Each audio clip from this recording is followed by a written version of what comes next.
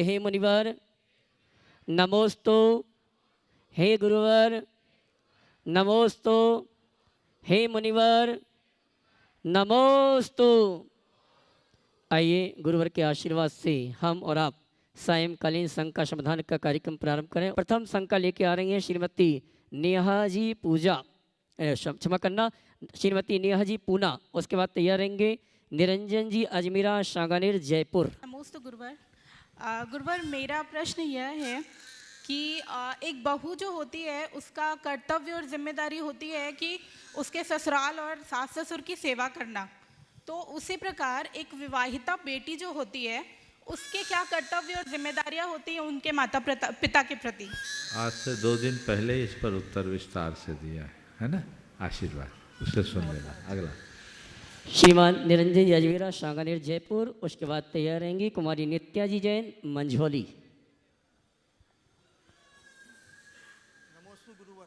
हाँ बोलिए। गुरुवर मेरी शंका यह है कि जीवन में बहुत सारी चीज़ें ऐसी होती है ओ जो समय पर प्रयास करने पर भी थोड़ा प्राप्त माइक अच्छे से पकड़ो। गुरुवर मेरी शंका यह है कि जीवन में बहुत सारी चीज़ें ऐसी होती है कि जो समय पर प्रयास करने पर भी नहीं मिल पाती है, तो उसके लिए हमें क्या करना चाहिए? देखिए, जब चीज़ें प्रयास करने के बाद भी न मिले तो ये समझे कि मेरी नियति कुछ और है, जो हो रहा है वो ठीक है, उसको स्वीकार कर ले। क्योंकि ये मान करके चलना चाहिए कि बहुत सारी चीज़ें हमारे नियंत्रण से बाहर है, और जब चीज़ें हमारे नियंत्रण से बाहर हो तो हमें उसी रूप में स्वीकार कर लेने में ही शांति। नमोस्तु। कुमारी नित्या जी जैन मंझोली। उसके बाद तैयार रहेंगी संगीतकार अर्चना जी मांझरी दिल्ली। मझौली के चिंतामणि पार्श्वनाथ भगवान की जय। समस्त जैन समाज की ओर से नमोस्तु गुरुदेव।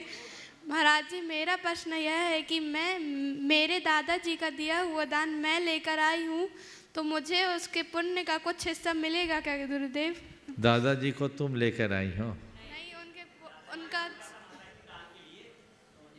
अच्छा, दादाजी ने दान दिया और तुम लेके आई, तो तुम्हारे हिस्से क्या पुण्य होगा? तुमने जितना अनुमोदन किया और यहाँ तक पहुँचाया वो तुम्हारे अंदर इतना पुण्य आएगा कि भविष्य में तुम्हारे हृदय में दान देने के संस्कार जागेंगे और तुम बड़ा बड़ा दान कर पाओगे। नमोस्तु गुरुदेव। संगीतकार अर्चना जी मांझरी दिल्ली। उसके बाद तैयार रहेंगे गुड़ायतन ट्रस्टी शैलेश जी गुलाबचंद जी बिलासपुर पूरे परिवार के साथ।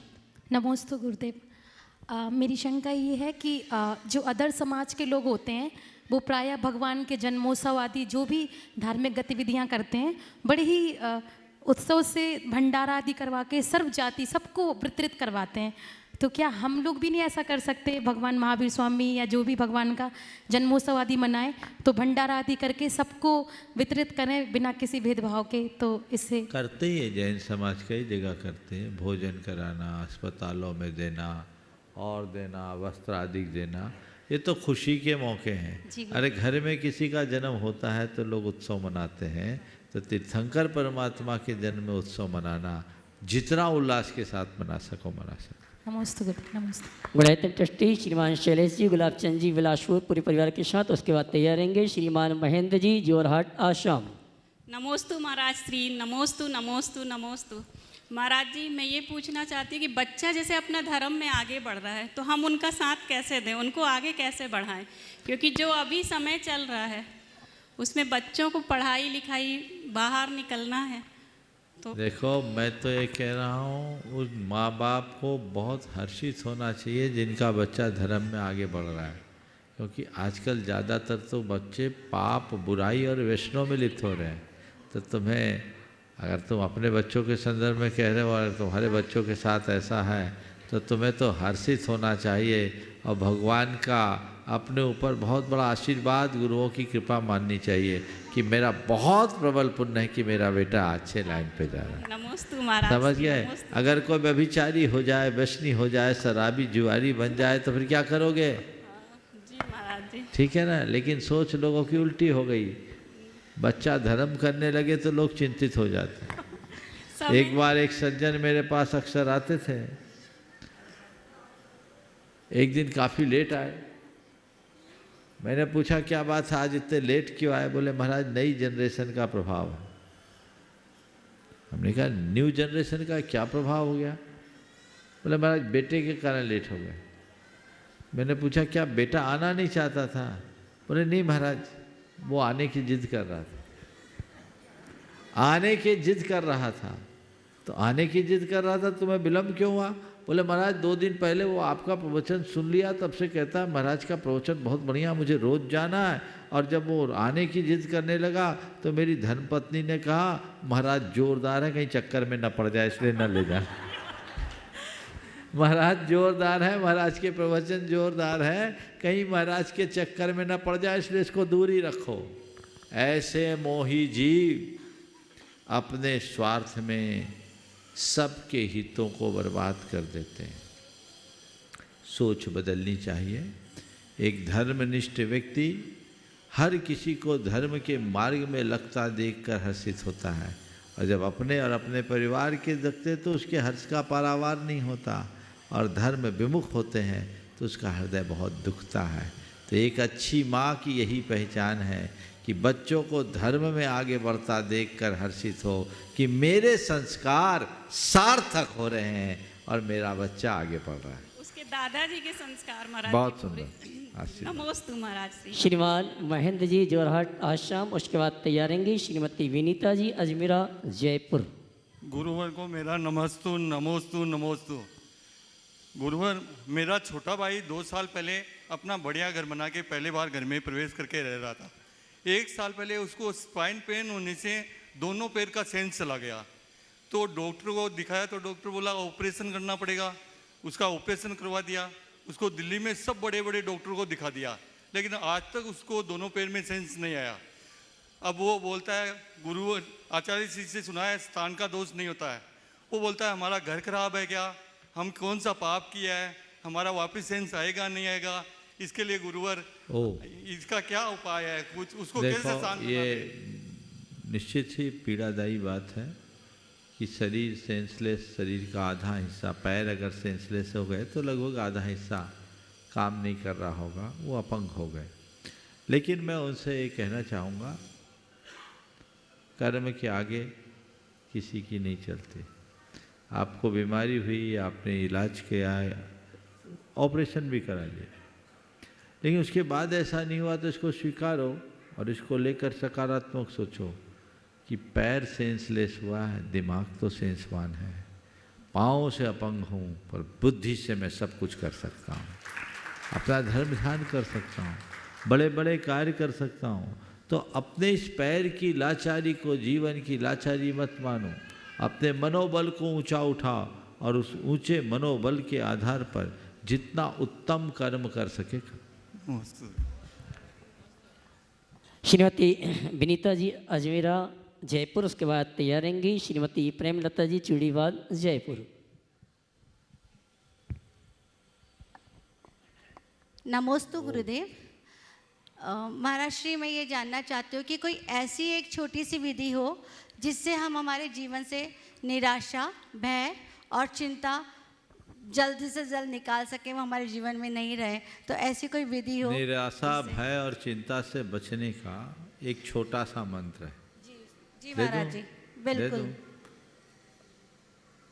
जो होता है सही होता है और जो होना होता है वही होता है।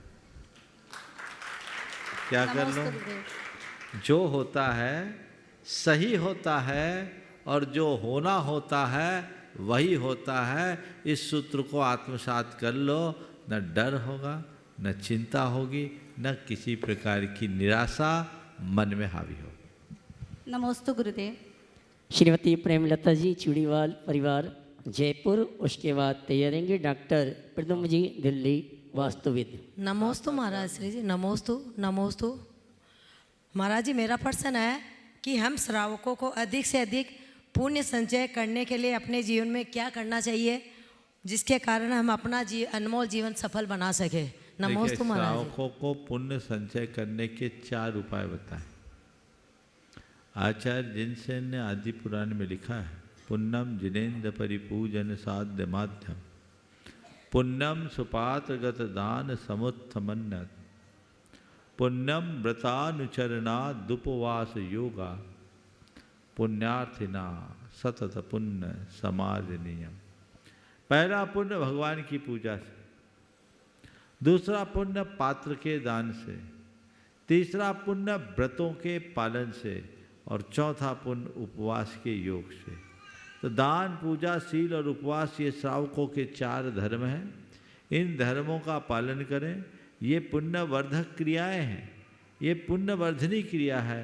इससे सम्यक की भी विशुद्धि होती है। और गृहस्थ के धर्म का आधार यही है, बल्कि आधार क्या, यही गृहस्थ का धर्म है। ऐसा मानकर अपने गृहस्थ धर्म का पालन करते हुए आगे बढ़े तो हमारे जीवन में सब चीज़ें अपने आप सुसंगत हो जाए। नमोस्तु। प्रति श्राविका श्रीमती सुशीला जी पाटनी, RK मार्वल्स किशनगढ़, उसके बाद डॉक्टर पद्म जी दिल्ली। नमोस्तु महाराज श्री जी, छोलक जी महाराज के चरणों में इच्छा में। महाराज जी, जो भी हम धर्म की क्रिया करते हैं, जैसे पूजा पाठ, उपवास, व्रत, विधान और महाराज जियों को आहार, चौका, जो भी, और उसमें बाधा लग जाए, अंतराय कर्म आता है, तो मोहनीय कर्म के उदय से हम नहीं कर पाते हैं, बाधाएं जो लगती है। मोहनीय कर्म के उदय से नहीं कर सकते हैं जितने धर्म के काम हम करते हैं। पूजा पाठ, आहार में बाधा आ जाती है कि आहार नहीं दे पाते हैं। समय शिखर जी के यहाँ आके वंदनाएं कर पाते हैं। बहुत अच्छा सवाल है। हमारे धार्मिक क्रियाओं में रुकावट किसकी वजह से आती है? आपके प्रश्न का सार ये। देखिए, धार्मिक क्रियाओं में रुकावट के कई कारण। पहला है रुचि की कमी,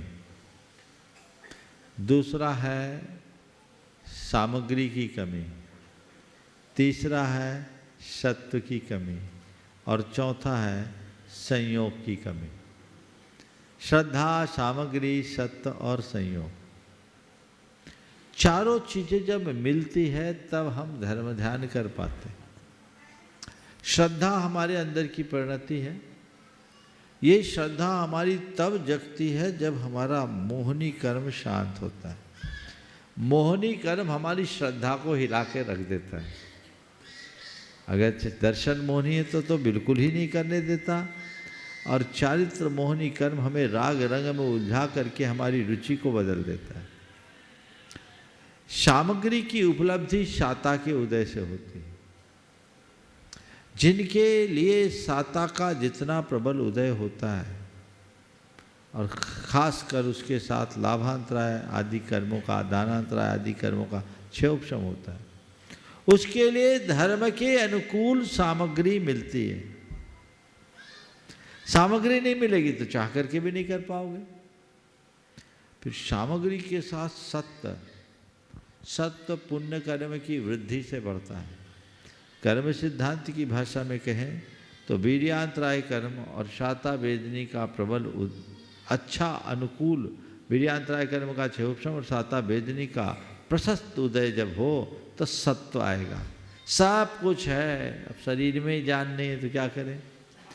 तो रुचि होने के बाद, श्रद्धा होने के बाद भी व्यक्ति काम नहीं कर पाता। और इन सब के साथ एक अंतराय कर्म है जो संयोग उल्टे कर देता है। शिखर जी आई, सब सोच के आई, घर में सूतक लग गया। अब क्या हुआ? संयोग बदल गए, कोई दुर्घटना घट गई, संयोग बदल गए। आज ही एक का मैसेज आया, विधान में 5 मंडल लेकर के विधान करने की बड़ी उमंग, छत से गिर गया, पाँव में फ्रैक्चर हो गया, बोल्ट लगना। अब क्या करेंगे? हालांकि उसका है अभी समय है, बोला मैं तो आऊँगा। तो संयोग बनते बदलते देर नहीं लगती। तो संयोग, अनुकूल संयोग बनते हैं पुण्य के योग से, और संयोगों के बिगड़ने में कारण बनता है मुख्यतया अंतराय कर्म। अन्य कर्म भी उसमें निमित्त बनते हैं।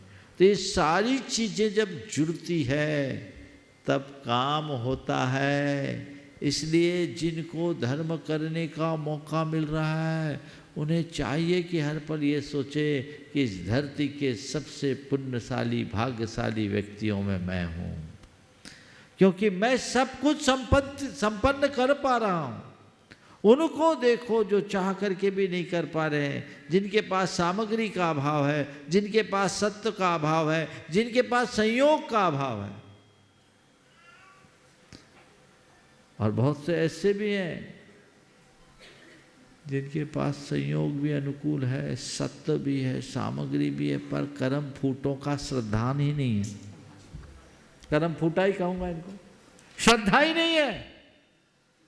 सब कुछ होने के बाद व्यर्थ के कार्यों में समय शक्ति संसाधन खपा देंगे, लेकिन धर्म की बात ही नहीं सुहाएगी। ऐसे लोगों का कभी उद्धार नहीं हो सकता। इसलिए जिनके साथ ये चारों बातें जुड़ती है उन्हें अपनी भाग्य की जी भर कर सराहना करनी चाहिए और इस संयोग का सही प्रयोग करना चाहिए। महाराज जी, कभी कभी ऐसा भी होता है कि अपन भाव बना रहे हैं कि हम जाएंगे या जो भी धर्म का काम करें, वो एडवांस में ऐसा लगता हो रहा है, एडवांस में ही होता जाता है, कई बाधाएं नहीं आती और मन भी इतना प्रफुल्ल होता है कि अपन करने जा रहे हैं। तो ये भी पुण्य है तब रास्ता खुलता है। जिनका पुण्य क्षीण होता है हर जगह रोड़े आते हैं। नमस्ते महाराज। हाँ। गुणायतन ट्रस्टी प्रसिद्ध वास्तविक डॉक्टर विद्रम जी दिल्ली, उसके बाद प्रदीप जी महाराज जैन देवल ताड़ रांची के पाष्टी गांव से आए सभी सराग बंधुओं के साथ। नमस्ते महाराज श्री। वैसे हमारे 24 तीर्थंकरों के 5 कल्याणक होते हैं, इसलिए हम पंच कल्याणक प्रतिष्ठा महोत्सव भी मनाते हैं, जिन भी हम प्रतिष्ठा करते हैं। ऐसे जैसे भरत स्वामी हैं, बाहुबली स्वामी हैं, जम्बू स्वामी हैं, इसी प्रकार जैसे एक तीर्थ पे एक मंदिर बन रहा है विष्णु कुमार मुनि और अकंपनाचार्य आदि 700 मुनियों का। महाराज जी, मैं ये जानना चाहता हूँ इन प्रतिमाओं की प्रतिष्ठा क्या होती है कि ये पूजनीय बनती है, उसमें किस तरह की प्रतिष्ठा की जाती है? देखिए, हमारे शास्त्रों में मुख्य रूप से 24 तीर्थंकरों की प्रतिमा की प्रतिष्ठा का विधान है। पंच परमेष्ठी की प्रतिमा का भी विधान है और उसमें किसी के तदाकार प्रतिमा की स्थापना का विधान नहीं है। हम पिछले 2000 वर्षों के इतिहास को पलटकर देखते हैं तो संपूर्ण भारतवर्ष में हमें 24 तीर्थंकरों की प्रतिमा ही विराजमान होती दिखाई पड़ती है। कुछ अपवाद है, जैसे आचार्य कुंद की प्रतिमा हमने सिरोंजी में देखी जो वंदना मुद्रा में, एक प्रतिमा विदिशा में देखी मुनि महाकीर्ति की, वो 11वीं शताब्दी की, 11वीं शताब्दी के उत्तरार्ध की, वो भी वंदना मुद्रा में। बाकी साधु परमेष्ठी की मुद्रा अंकित की भी कई जगह देखी गई। भरत और बाहुबली की प्रतिमा, बाहुबली भगवान की प्रतिमा तो गोमटेश में है ही। इसके अलावा बिलहरी में बाहुबली भगवान की 8वीं शताब्दी की प्रतिमा देखी। सिरोंजी में एक भरत और बाहुबली का 2.5 फीट की प्रतिमा का अंकन देखा, जिसमें भरत चक्रवर्ती के चिन्ह में चक्र बना हुआ और वो 2.5 फीट की खंडित थी मूर्ति। लेकिन ये मूर्तियाँ कुछ ही बनाई गई, इनको प्रमुखता नहीं दी गई, नहीं तो ये बहुलता से मिलती। इसके पीछे मुझे एक ही मकसद दिखाई पड़ता है कि हमारी एक ही मान्यता, हमारे मूल आराध्य केवल और केवल 24 तीर्थंकर हैं। हमने 24 तीर्थंकरों को ही अपना मूल आराध्य माना, बनाया, उनको पूजा और हमारे मंदिरों में हमने उन्हें ही स्थान दिया। इससे हमारी परंपरा बंधी रही।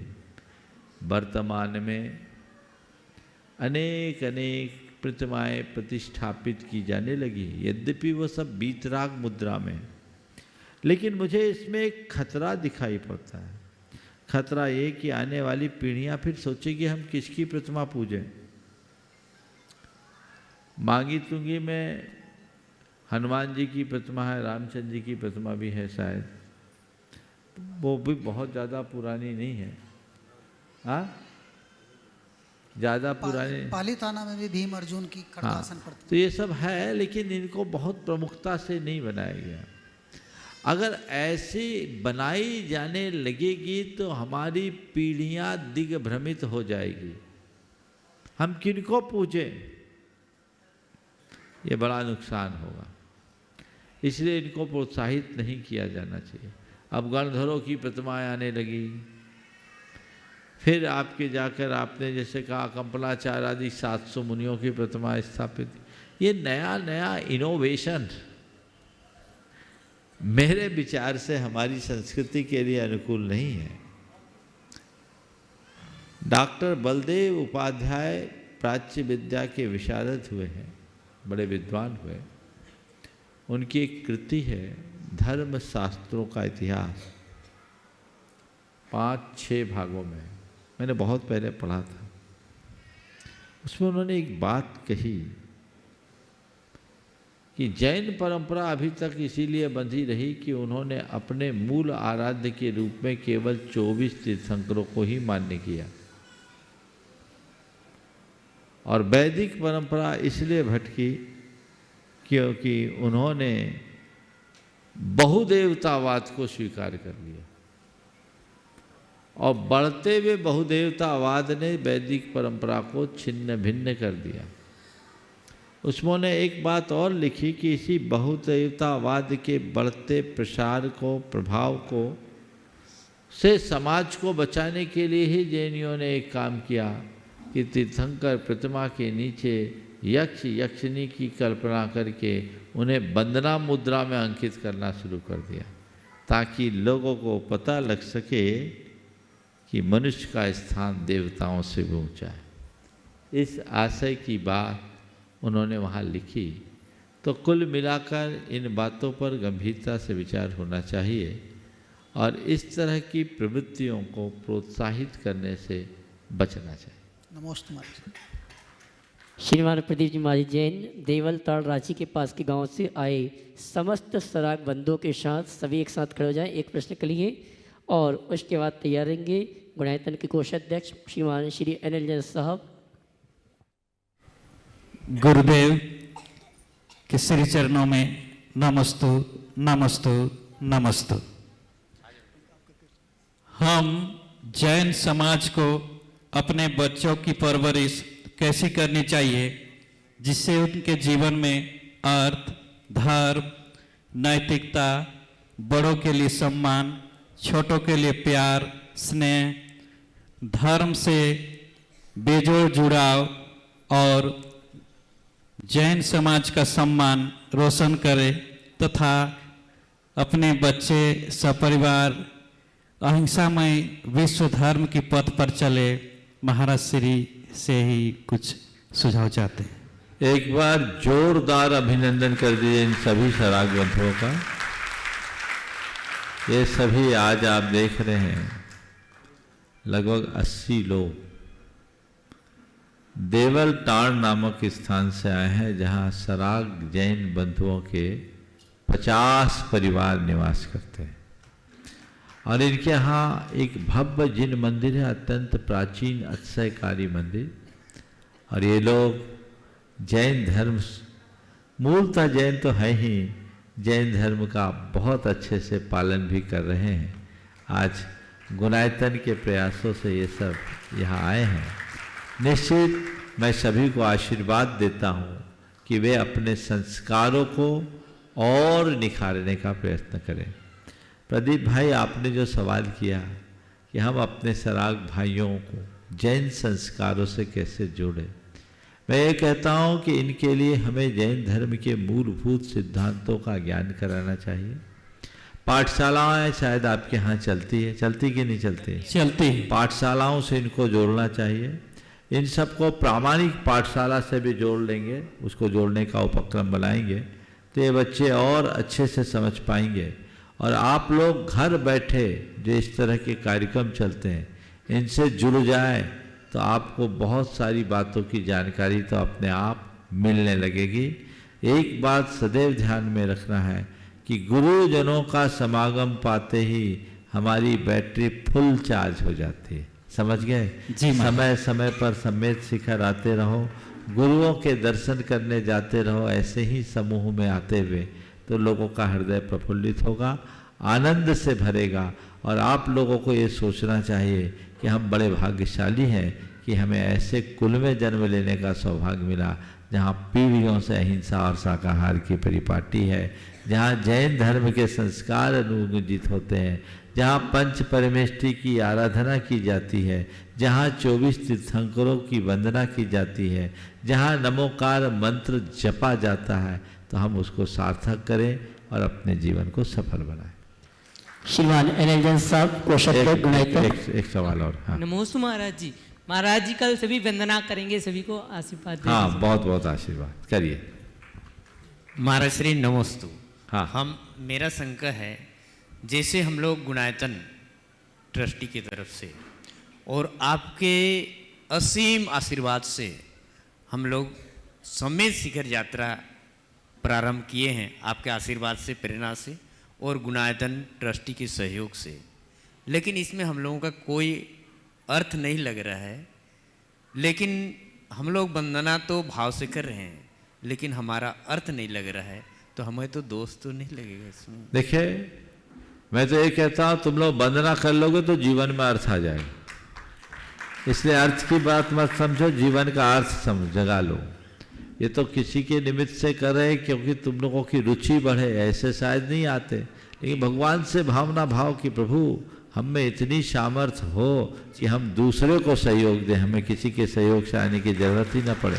आज किसी के निमित्त से तुम आए हो, तुम लोगों की ऐसी रुचि जग जाए कि तुम लोगों को निमित्त बना करके लाते रहो, इसमें कोई दोष नहीं। नमोस्तु महाराज जी, नमोस्तु। हेलो, आज महाराज जी के आशीर्वाद से हम सभी 78 देवलटाण ग्रामवासी महाराज जी की दर्शन इस पावन पुण्य जमीन पर किए। चलिए बोले साथ में, बोले ज्ञान सागर जी महाराज की, ज्ञान सागर जी महाराज की, विद्यासागर जी महाराज की, विद्यासागर जी महाराज की, परमान सागर जी महाराज की, मुनि संघ की, जैन धर्म की। नमस्ते। श्रीमान एनएल साहब को अध्यक्ष गुणायतन, उसके बाद गुणायतन ट्रस्टी श्रीमान अशोक जी, सुषमा जी सिंगई, खोरई। मंचासीन सभी गुरुओं को सादर नमन, वंदन। महाराज से ये कि मेरी कॉमन समस्या है कि अति भावनात्मक व्यक्ति एवं संवेदनशील व्यक्तियों से संपर्क संवाद कैसे करें? भावनात्मक और संवेदनशील व्यक्तियों से संपर्क और संवाद हम कैसे करें? देखिए, जो भी व्यक्ति भावुक है, भावना से शायद भावुक और संवेदनशील व्यक्ति के, भावुक और संवेदनशील व्यक्ति के अपना संबंध या संवाद हमें बहुत गंभीरता और जिम्मेदारी के साथ निभाना चाहिए, क्योंकि ऐसे लोग छोटी छोटी बातों से प्रभावित हो जाते हैं, इनको छोटी छोटी बात भी पिंच कर जाती, इसलिए इनके साथ कोई भी गैर जिम्मेदाराना व्यवहार नहीं करना चाहिए और उनसे ऐसा कोई मजाक भी नहीं करना चाहिए जो उनको चुभ जाए। उनके साथ अगर हम संयत होकर के व्यवहार करेंगे तो कभी कोई दुष्परिणाम नहीं आएगा। नहीं तो कई लोग ऐसे लोगों के साथ बहुत बुरे चक्करों में फंस जाते हैं, तो हमें ऐसा ध्यान रखना है कि हमें क्या बोलना है, कितना बोलना और कैसा बोलना। नमस्ते महाराज श्री। गुणायतन ट्रस्टी श्रीमान अशोक जी, सुषमा जी सिंगई, खोरई। महाराज श्री को नमोस्तु। एलग जी छुलग जी को इच्छामी। महाराज श्री, मोह और व्यामोह में क्या अंतर है? लोभ व्यामोह इनसे किस प्रकार भिन्न है? अविनिभाव किसे कहते हैं? लोग व्यामोह किस इनसे कैसे भिन्न और अविनाभाव किसको? अपना भाव, अविनाभाव। देखिए, मोह अर्थात जो वस्तु जैसी है उससे उल्टा देखने का नाम मोह है, जो हमें मूढ़ बना दे। मोह हमारी श्रद्धा को विरुद्ध बनाता है। व्यामोह मोह का ही एक विशिष्ट रूप है और कई जगह व्यामोह शब्द का दूसरे अर्थ में भी प्रयोग होता है, जैसे आपने लोक व्यामोह का अर्थ पूछा, अर्थात किसी प्रसंग, किसी व्यक्ति या किसी संदर्भ विशेष के साथ जब व्यक्ति का ऐसा जुड़ाव हो जाए जिसके पीछे वो अपना हिताहित को भुला दे तो उसे हम व्यामोह कहेंगे। चाहे वो लोक संबंधी हो, चाहे पुत्र संबंधी हो, चाहे अर्थ संबंधी हो, चाहे यश संबंधी हो, जिससे भी संबद्ध हो वह हमें व्याकुल है। और आपने अविनाभाव जिसके होने पर हो और न होने पर न हो उसको अविनाभाव कहते हैं। नमोस्तु महाराज। स्वर्ण दान देकर अपने जीवन को स्वर्ण प्रदान करने वाले पुण्यर्जक श्रीमान अजित कुमार जी, आशीष जैन, वनंतगढ़, रायपुर अगर उपस्थित हैं अपने एक स्थान पर खड़े होकर गुरुवर का आशीर्वाद प्राप्त करें। कैमरामैन कवर करें और आइए चलते हैं संघ का समाधान के सवाल है क्या? पूछो। सवाल माइक पहुंचा दो। चलिए।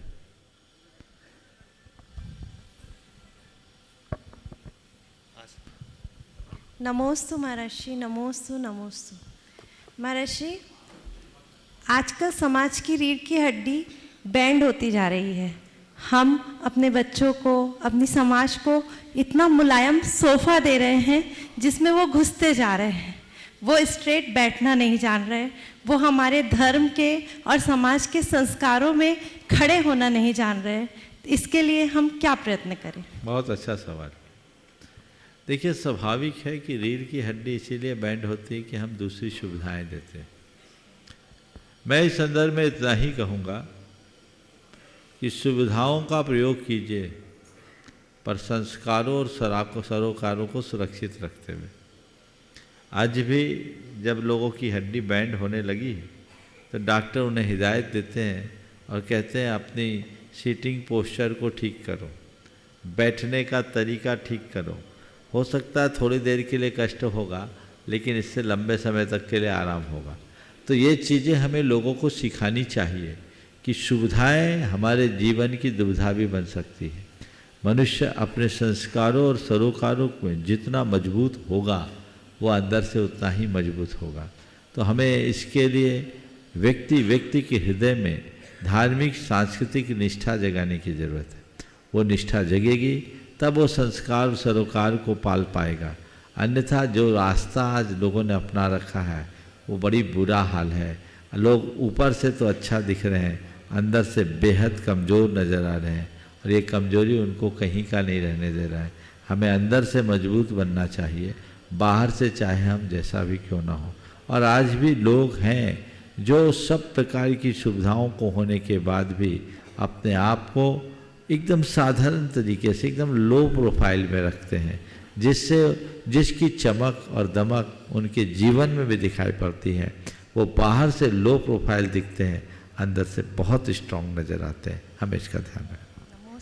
और आइए चलते हैं मंच पर विराजित मुनि संघ की शंकाओं के समाधान के लिए संचालन के निवेदन है शुल्लक श्री स्वरूप सागर जी महाराज जी से। मुनि त्रय के चरणों में बारंबार नमोस्तु।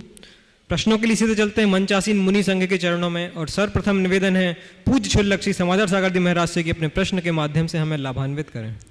मुनि जी चरणों में नमोस्तु नमोस्तु नमोस्तु। महाराज जी एक लाइन पढ़ी थी कि हाथों की शोभा कांच की चूड़ियों से है न कि प्लास्टिक के कड़ों से। क्या? हाथों की शोभा कांच की चूड़ियों से, जो सुहागन महिलाओं का पहनावा माना जाता है, एक अंग माना जाता है। तो इसी को लेकर के प्रश्न महाराज जी कि नारी के 3 लक्षण बताए, विवाहिता, अविवाहिता और विधवा। आवाज समझ में। विवाहिता जो शादी जिनके विवाह हो गए हैं, एक अविवाहिता जिनके विवाह नहीं हुए हैं, और एक विधवा। नारी के 3 रूप हैं। नारी की शोभा पहला क्या बोला? विवाहिता जिनका विवाह हो चुका है। एक मिनट मुझ तक आवाज नहीं आई है, आप बिना माइक के बोलो, मैं सुन लूँगा। भाई 3 लक्षण है, विवाहिता, अविवाहिता और विधवा। हाँ। तो विवाहिता के लक्षण क्या है, उनका पहनावा क्या है, उनकी पहचान क्या है, जो सुहागन है। और अविवाहित जो जिनका अविवाहिता है उनके लक्षण क्या है, और विधवा स्त्री है उनके 3 लक्षण क्या है, तीनों की पहचान है। देखो, विवाहिता, अविवाहिता और विधवा स्त्री के लक्षण क्या है, ये हमारे देश की बड़ी विशेषता रही कि हम सब किसी की स्थिति को उसे देखकर पहचान लेते थे। आधुनिक दौर में ये सब खत्म हो गया। हमारे यहाँ विवाहिता स्त्री के 3 पहचान थे, मंगलसूत्र, मांग में सिंदूर और पाँव की बिछिया। अब ये सब गोल होते जा रहे। एक कवि ने कहा कि पहले स्त्री अपने सुहाग के लिए मांग में सिंदूर भरती थी, यानी उसका सुहाग का स्थान सिर पे था, फिर बिंदी आ गया ललाट में, और अब तो पाँव में भी नहीं रहा, बिछिया भी निकल गई। तो ये एक परंपरा थी। समय काल के अनुरूप लोग बदलते जा रहे, और जब एक चीज़ बदलती है तो सब बदल जाती है। इनके अभाव में हम समझ जाते थे कि इनके पति नहीं हैं, लेकिन अब जब पति वाली ही नहीं पहनती तो बिना पति वालों का क्या पता। और विवाहिता और अविवाहिता में यही अंतर रहता था कि मंगलसूत्र कोई भी अनब्याही बहू बेटी नहीं पहनती थी, बिछिया उसके पास नहीं पहनती थी। इनके आधार पर उनका हम एक बाहरी रूप से पहचान कर सकते थे, लेकिन आज पूरा ट्रेंड बदल गया है और इन सब चीज़ों के प्रति लोगों का बिल्कुल ध्यान और रुझान नहीं है। इसलिए अब इस विषय में हम लोगों को ज़्यादा सोचना भी अच्छा सा नहीं लगता। जो चल रहा है सो चलने दो, बल्कि देखो ही नहीं कौन आया, देख करके अनदेखा करो, उसमें ही अपनी जीत है। निवेदन है पूज्य एलक्षी निजानंद सागर जी महाराज के चरणों में कि अपने प्रश्न के माध्यम से हमें भी बुद्धि की प्राप्ति कराएं। बोलो। महाराज जी, समंतभद्राचार्य शंभु स्तोत्र में भगवान शीतलनाथ भगवान की स्तुति करते हुए कहते हैं कि अपत्य वित्तोत्तर लोक तृष्णा तपस्विना केचन कर्म कुर्वते भवान पुनर्जन्म जरा जयहास्या त्रियम प्रवृत्तिम समधि रवाणुवत। महाराज जी, इस श्लोक का अर्थ बताने के साथ साथ में ये अपत्येष्णा वित्तेष्णा और लोकेष्णा जीव के अंदर क्यों उत्पन्न होती हैं, इनसे बचने के लिए क्या करना चाहिए जीवों के लिए? अपत्य वित्तोत्तर लोक तृष्णया तपस्विनः केचन कर्म कुर्वते। अपत्य यानी संतान, लोक की इच्छा और अन्य प्रकार की भौतिक आकांक्षाओं से ग्रसित होकर बहुत सारे लोग तपस्या करते हैं, लेकिन भगवान आपने जो तपस्या धारण की, रत्नत्रय को अंगीकार किया, वो जन्म जरा को से मुक्त होने के लिए किया। आप धन्य हैं। वास्तविक तप वही है जो हमारी आत्मा के कल्याण का रास्ता खोले, और हमें आत्म कल्याण को मुख्य बना करके चलना चाहिए। आपने अपत्येष्णा, धनेष्णा और लोकेष्णा का अर्थ पूछा है। संतान की चाह का नाम अपत्येष्णा या पुत्रेष्णा है। लोक में यश की चाह का नाम लोकेष्णा है। धन की प्रबल आकांक्षा का नाम धनेष्णा है। और एक और जोड़ दो तो 4 हो जाएगा, भोगों की प्रगाढ़ चाह को भोगेष्णा। नमोस्तु पूर्वक निवेदन है परम पूज्य मुनिवर श्री निर्वेक सागर जी महाराज के चरणों में कि अपने प्रश्न के माध्यम से हमें भी समाधान अमृत का पान कराएं। नमोस्तु।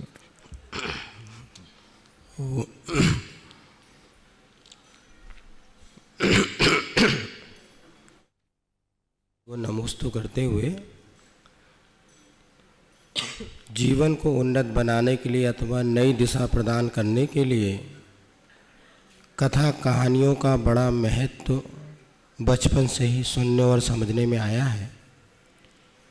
आज बहुत सी कथाएं हम लोग सुनते हैं, पढ़ते हैं, लेकिन वास्तव में उन कथाओं में छुपा हुआ जो दिशा बोध है या जो रहस्य है वो हम लोग समझ नहीं पाते। ऐसा आपके माध्यम से उनका छुपे हुए कथाओं में जो रहस्य दिशा बोध हम समझ सकें, ऐसी एक छोटी सी कथा आपके सामने प्रस्तुत करता हूँ। हाँ, ठीक। बहुत छोटी सी। आप करो। हाँ, ठीक है।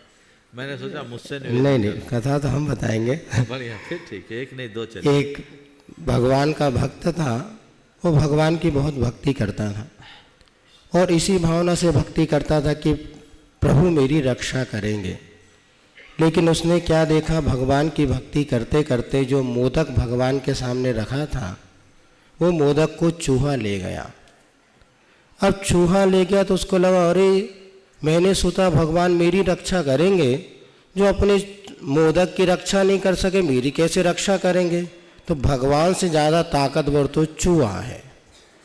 तो उसने दूसरे दिन से भगवान को चेंज कर दिया और वो चूहे की पूजा करने लगा। और उसी समय चूहे की जब पूजा करने लगा तो वहाँ पे क्या देखता है, एक दिन की चूहे के पीछे वो बिल्ली आ गई और जैसी बिल्ली आई तो चूहा वहाँ से भाग गया। अरे बोले इससे ज़्यादा ताकतवर तो बिल्ली है। तो बिल्ली की पूजा प्रारंभ हो गई। और एक दिन क्या हुआ, बिल्ली दूध पीने आई तो सेठानी ने उसको डंडा मारा। उस डंडे को देख करके वो बिल्ली वहाँ से, तो सेठ जी सोचने लगे बिल्ली से ज़्यादा ताकतवर मेरी सेठानी है। और वो सेठानी की पूजा उन्होंने प्रारंभ। और हुआ एक दिन सेठ जी को सुबह बाहर जाना था और सेठानी से कहा बेटा मुझे, पत्नी से कि मुझे जल्दी से नाश्ता तैयार कर देना। लेकिन सेठानी की आदत पड़ गई थी, रोज़ अच्छी पूजा पाठ होती थी तो 9-10 बजे से पहले सो के उठती नहीं थी। और सेठ जी को जब देखा अभी तक सेठानी सो रही है, उसको गुस्सा आया और उसने उस सेठानी की डंडा उठा करके जैसे उसने हिलाया डुलाया तो उसको समझ में आया अरे सेठानी से तो ज़्यादा ताकतवर मैं हूँ। और वास्तव में उस दिन से उसके जीवन में कुछ नया परिवर्तन आ गया। आखिर ये छोटी सी बोध कथा हमें क्या प्रेरणा देती हैं कि जिससे हमारे जीवन में कोई नया दिशा बोध मिले। कृपया समझाकर उपकृत करें। नमस्ते। बहुत रोचक कहानी महाराज श्री ने आज आप सबको सुनाई।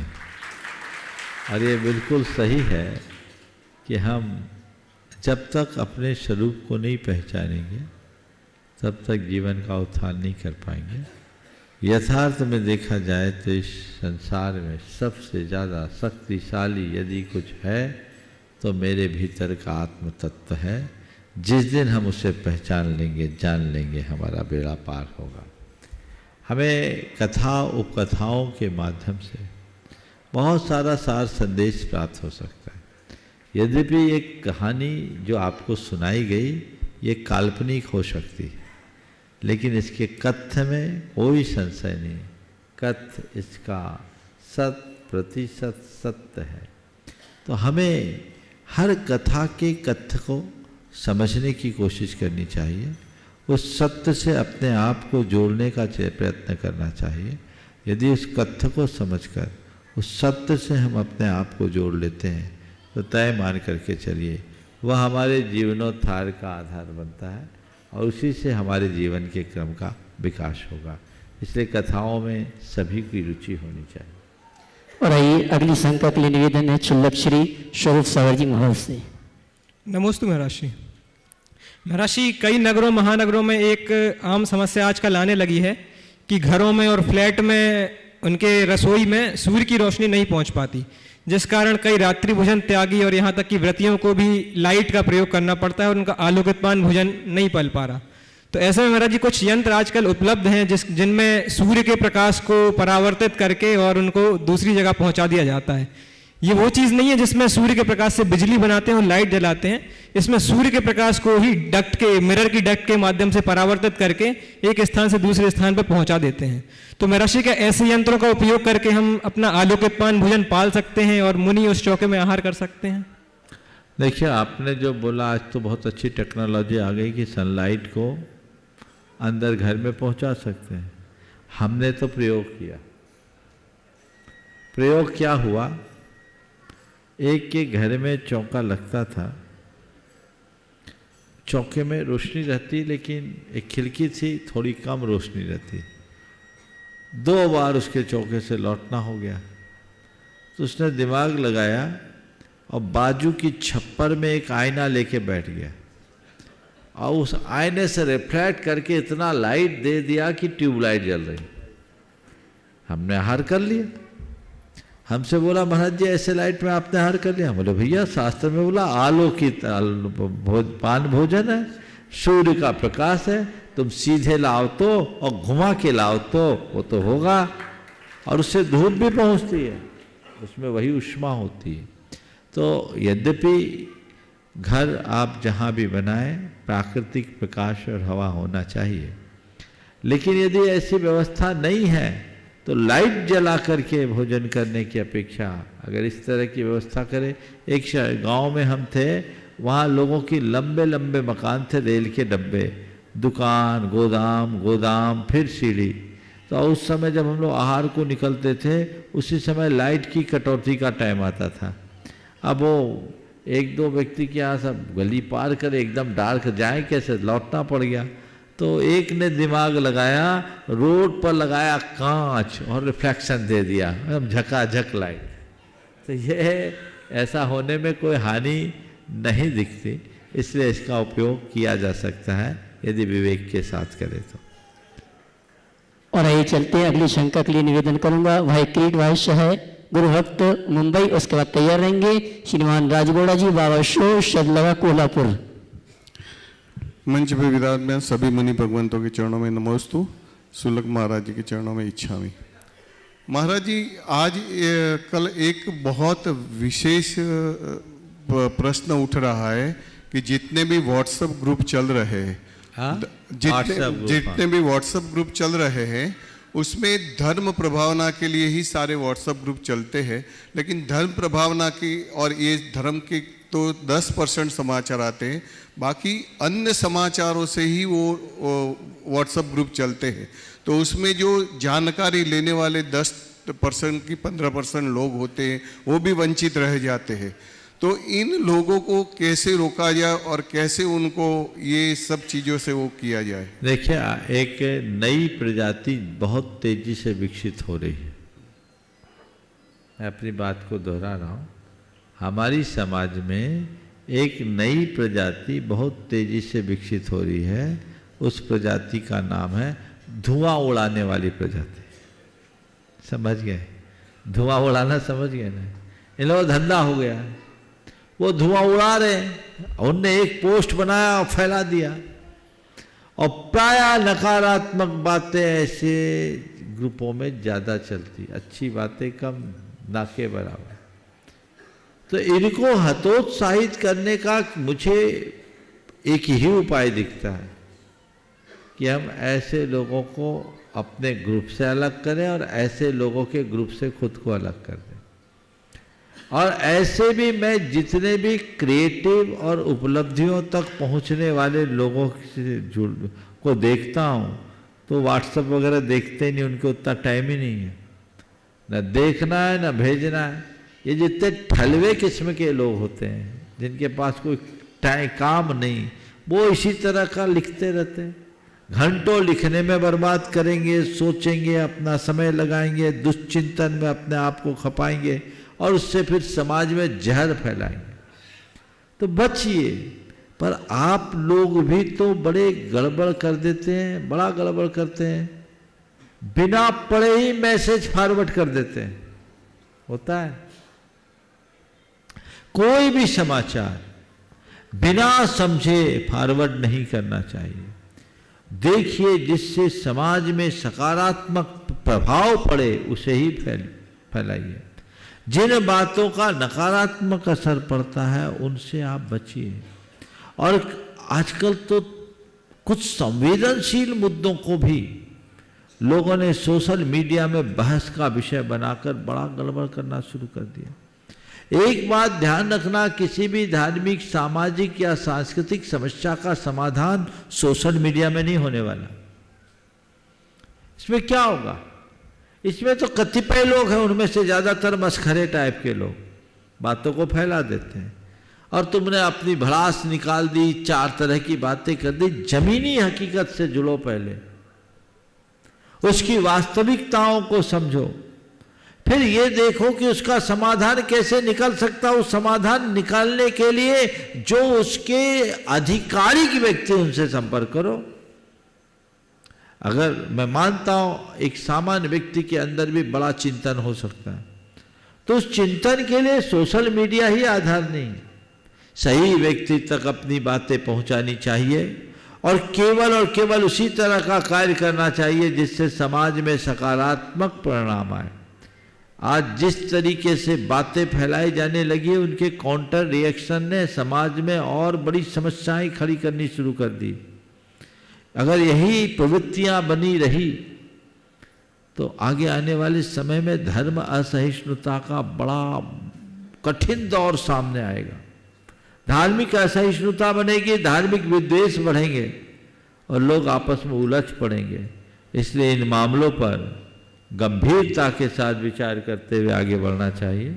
यदि आपने इनकी अनदेखी की तो भयानक परिणाम से कोई बच नहीं सकता। इसलिए आज हर किसी को हर किसी मुद्दे पर राय प्रकट करने की आदत से बचना चाहिए। समय आप सबका हो गया, यहीं पर विराम। बोलिए परम पूज आचार्य गुरु, परम पूज आचार्य गुरु श्री विद्यासागर जी महाराज।